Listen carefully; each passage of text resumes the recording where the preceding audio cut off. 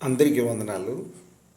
కొన్ని వీడియోలు దేవుణ్ణి మీరు ఎందుకు ప్రేమించాలి అనే మాట నేను వీడియోలో పెట్టాను. ఈ వీడియోలో కూడా ముఖ్యంగా తల్లిదండ్రులందరికీ నేనేం చెప్తున్నానంటే, మీరు దేవుణ్ణి ప్రేమించి మీ పిల్లలకి మొట్టమొదటి మాట ఏం చెప్పాలంటే, మొట్టమొదటిగా వారికి ఏ మాట చెప్పాలంటే, నాన్న దేవుడు ఉన్నాడు, దేవుడు బట్టే కదా మనం ఇలా ఉన్నాము, మీరు కూడా ప్రేయర్ చేసుకోండి, మొట్టమొదటిగా దేవుణ్ణి ప్రేమిస్తూ ప్రేయర్ చేసుకోండి, మంచి మార్గంలో నడవండి అని దేవుడి ప్రేమని వారికి ప్రకటిస్తూ, దేవుణ్ణి ప్రేమించండి, తర్వాత మేము నాన్న ఆ దేవుడు లేకపోతే మేము లేము, మా ద్వారా మీకు జన్మనిచ్చారు కనుక ఖచ్చితంగా మీరు దేవుణ్ణి ముందుగా ప్రేమించాలి, మీ జీవితంలో మొట్టమొదటి స్థానం దేవుడికి ఇవ్వండి, తర్వాత మాకు ఇవ్వండి అని వారికి మంచి చెడు చెప్తూ, ఏది మంచి ఏది చెడు అని చెప్తే, నిజంగా నేను చెప్తున్నాను, మీరు ఎప్పుడైతే దేవుని ప్రేమించండి అని మీరు మీ పిల్లలకి చెబుతూ ప్రేయర్ఫుల్గా పెంచుతారో, జీవితకాలం అంతయు వారు కూడా మిమ్మల్ని ప్రేమిస్తారు. దేవుణ్ణి ప్రేమించిన ప్రతి ఒక్కరు కూడా తల్లిదండ్రులను ప్రేమిస్తారు. ఇది ప్రతి తల్లిదండ్రులు తెలుసుకోండి.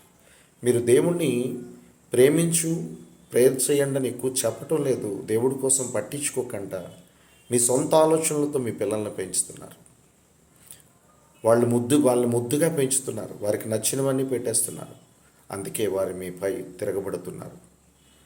ఈరోజు చాలామంది చిన్న వయసులోనే యవ్వన కాలంలోనే చనిపోతున్నారు. అంటే కారణము తల్లిదండ్రులు, మీరే. వారికి మంచి చెడు చెప్పాలి, ఏది మంచి ఏది చెడు.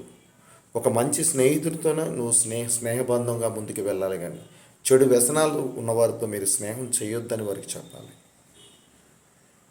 ఎప్పటికెప్పుడు ప్రేయర్ఫుల్గా మీరు పెంచితే మీ పిల్లల్ని, దేవుని కోసం ఎక్కువ చెబుతూ మీ పిల్లల్ని పెంచితే ఖచ్చితంగా ఆ దేవుని ప్రేమను వారు పొందుకుంటారు.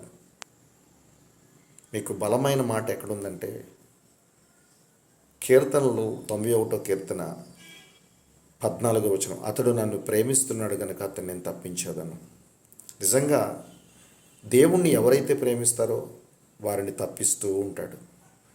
కష్టాల నుంచి, బాధల నుంచి, శ్రమల నుంచి, యాక్సిడెంట్ల నుంచి, వ్యాధి నుంచి, బాధల నుంచి, శత్రువుల నుంచి, ఏ విషయంలోనైనా ఆయన ఏ కీడు నుంచి అయినా తప్పిస్తూ ఒక దినము నిత్యాగ్ని తప్పించి పరలోక రాజ్యం కూడా ఇచ్చే దేవుడుగా ఉన్నాడు. మీ పేరెంట్స్ అందరూ కూడా మీ పిల్లల్ని ఇప్పటికైనా మించిపోయిందలేదు. దేవుని ప్రేమని ప్రకటించండి, దేవుణ్ణి ప్రేమించండి రా. ఆడపిల్లలకైనా మగపిల్లలకైనా దేవుణ్ణి ప్రేమించండి అమ్మా అని వారికి చెప్తూ, బైబిల్ గ్రంథం చదవండి, ప్రార్థన చేయండి అని చెప్పండి. ఖచ్చితంగా మీ పిల్లలు దేవుణ్ణి ప్రేమించే మనసు కనుక వారికి వస్తే మిమ్మల్ని కూడా జీవితకాలం అంతయు మిమ్మల్ని ప్రేమిస్తారు.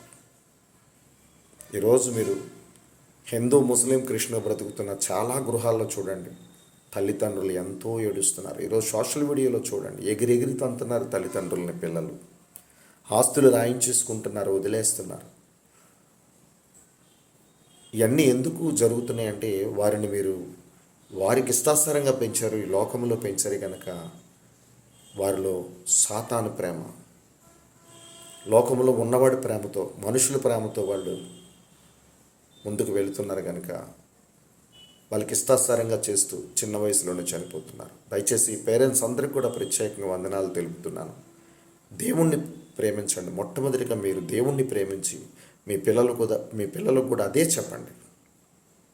మీ పిల్లలు బాగుండాలనుకుంటే, మీరు కూడా ముసలికాలం పచ్చగా ఉండాలి అనుకుంటే, మీ కుటుంబం అంతా 128వ కీర్తన ఆశీర్వాదాలతో నింపబడాలి అనుకుంటే దేవుణ్ణి ప్రేమించండి. మీ పిల్లలకు కూడా అదే మాట చెప్పండి. God bless you all. Praise the lord.